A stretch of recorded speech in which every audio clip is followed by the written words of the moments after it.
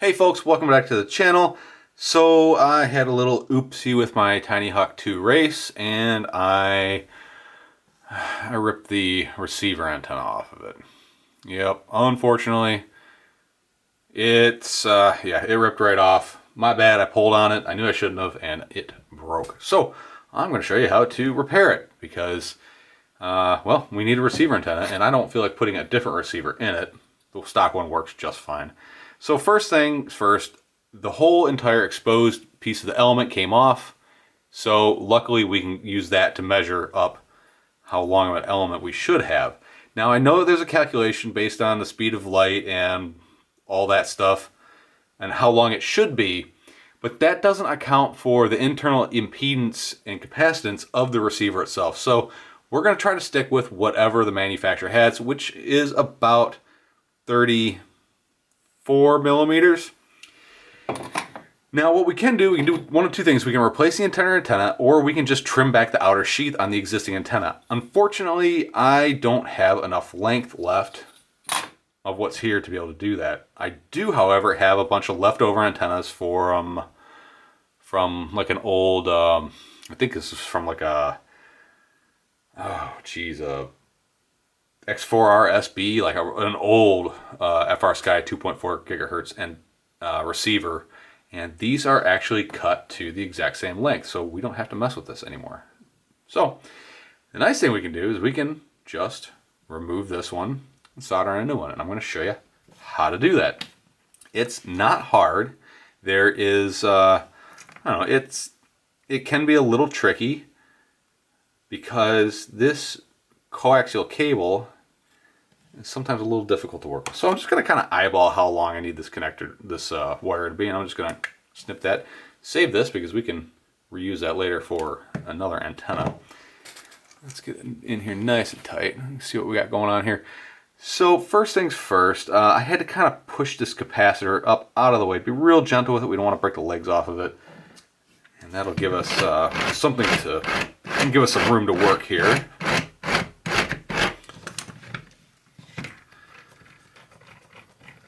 And put this guy in a vise just so we can work on a little bit easier.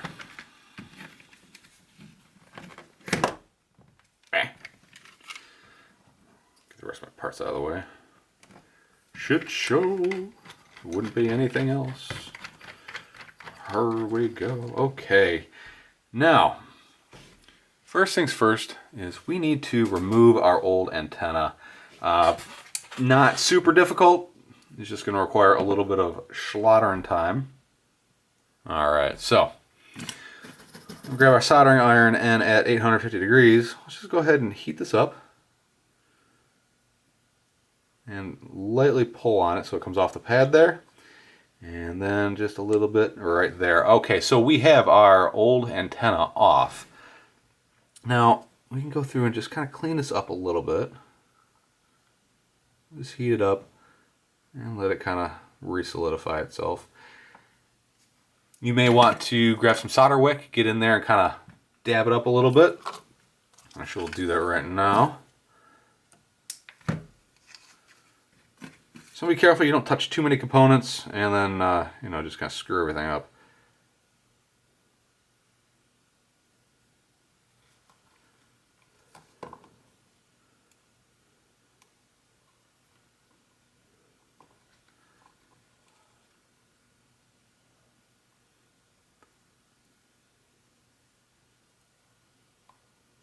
There we go.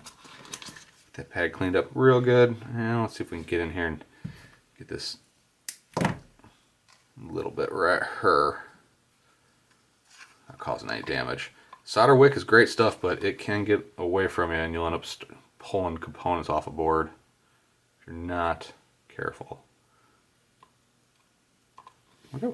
Okay. So we have that all cleaned up.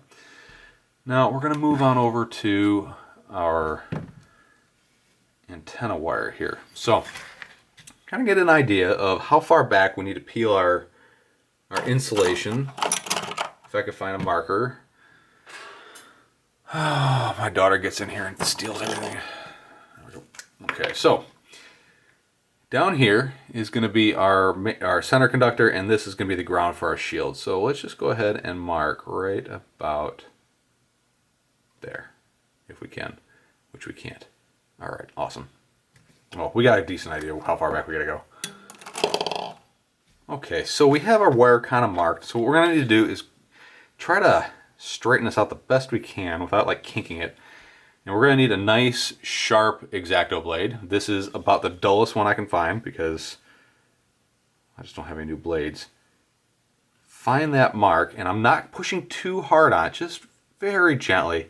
Just kind of roll the wire. All we're trying to do is cut through that outer jacketing. And what we're going to do is, since we've cut through it, we're just going to give it a little tug. And I screwed that up and cut too far. All right. And give that a try again. Just cut very lightly. All these wires have different thickness jackets on them. This one apparently cut pretty darn easily.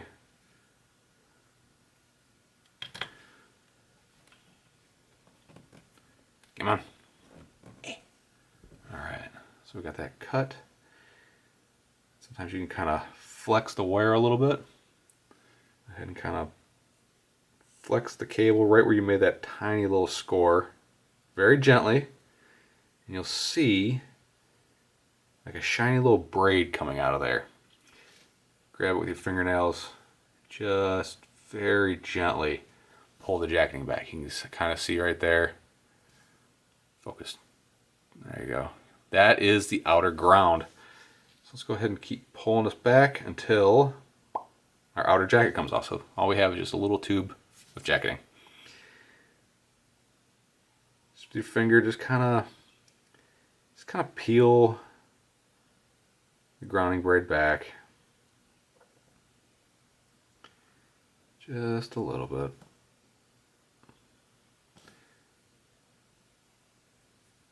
Alright. Now we're going to need to expose the conductor on the very end here, and just like stripping any other wire, just kind of work your way around it. The dielectric is soft, so all we got to do is kind of crease it with your fingernails, and you can usually just pull the dielectric right off.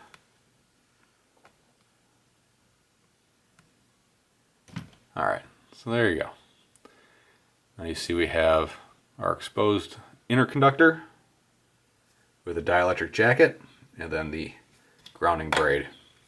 So when this goes on the board, it's going to go something like that. Now obviously we need to clean this up because we don't want a ton of this grounding braid everywhere, so just grab your diagonal pliers, your diagonal cutters, just kind of trim it back a little bit.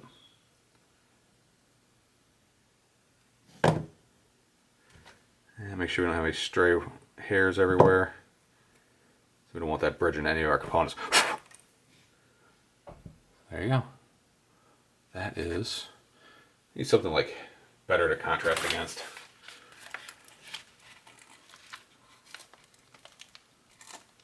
There you go. Maybe that doesn't work either. Oh, anyways, so there you go. That's that.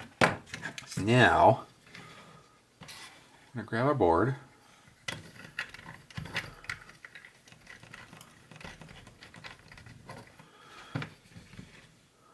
And we're going to attach that to there.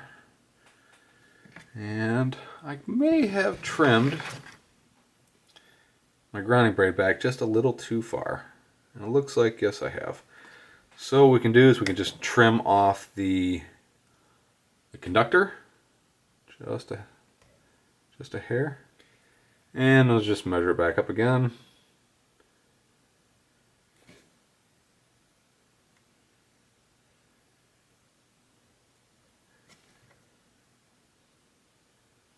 There we go. That don't look too bad. Don't look too good either, but oh well.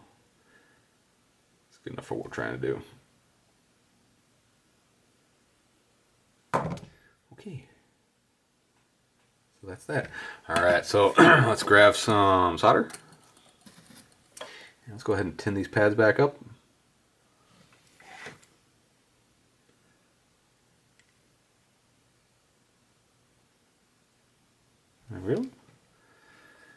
And try to tin our antenna wire a little bit.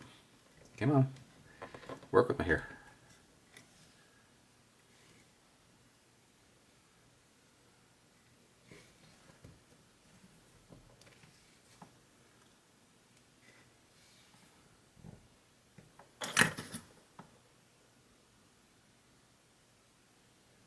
And tin up our grounding braid.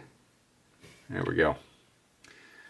Okay, so now, utilizing the power of having 4 hands. I don't have 4 hands. Let's go ahead and tack in that center conductor.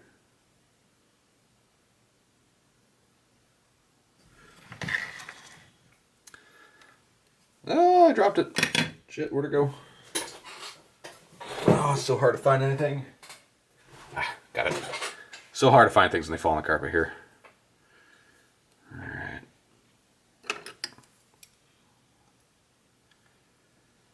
some tweezer action going. And here we go. Shaking like a crackhead. Dang it. Come on. There we go. There's that.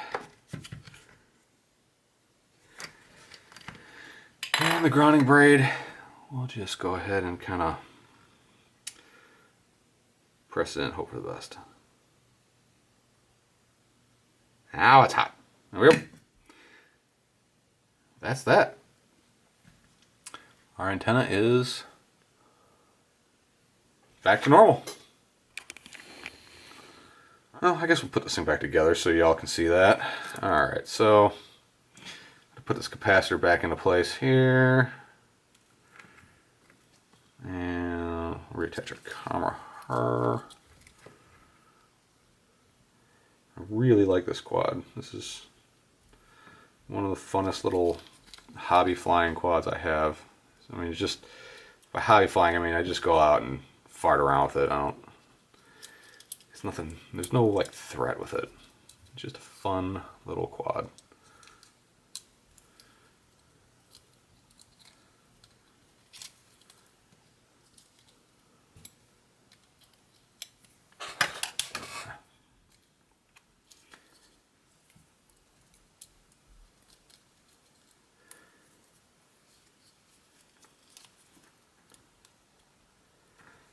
So the canopy kind of pushes through the little rubber grommets like that.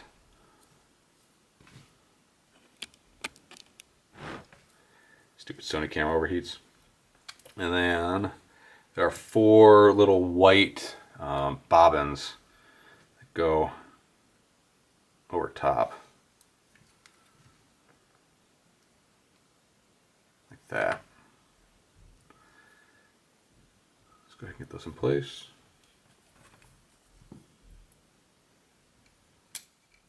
Darn it. Where'd it go? There it is. And these little bobbins keep the ESC AIO flight controller thingy from touching the carbon fiber, because if it touches the carbon fiber, oh, by the way, carbon fiber is conductive, you'll end up with the pre-installed blue smoke getting out, and we don't want that. And let's just go ahead and get these screws in here.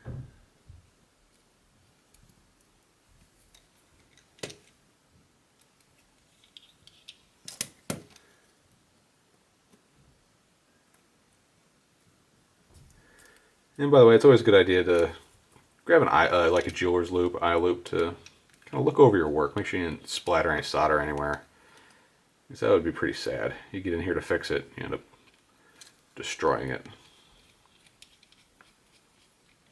And I'm just putting these in nice and loose. Threaded, but loose.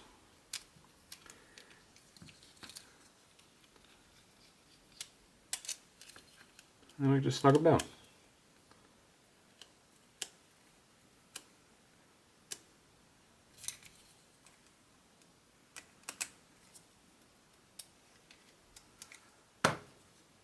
There you go. That's it. All done. She's back to normal. All right, folks, thanks for stopping by. Thanks for checking us out. If you like what I'm doing here, please go over to my Patreon page and support me if you feel like it. Check out the affiliate links in the video description. All those things really help me out. They help me keep motivated and keep bringing good content like this and how-tos and tips and tricks to the community. All right, folks, thanks for stopping by. Thanks for checking us out, and I will see you next time.